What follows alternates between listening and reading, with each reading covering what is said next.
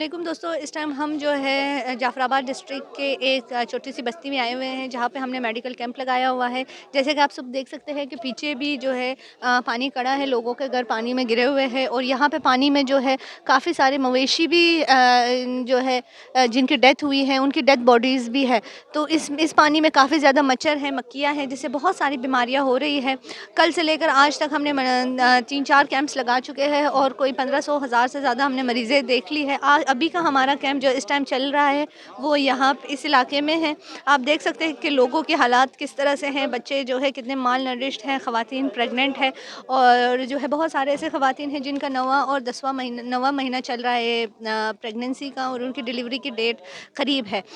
और जो ख़वातीन अपने 5th टू 6 मंथ डिलीवरी में हैं, वो निहायत ही माल नरिश्ड हैं, उनके अंदर उनको विटामिन्स की कमी है, उनको जो है खून की कमी है, बच्चों के अंदर स्किन की डिजीज़ेज़ बहुत ज़्यादा है, मलेरिया तो 90% पूरे इलाके में फैला हुआ है।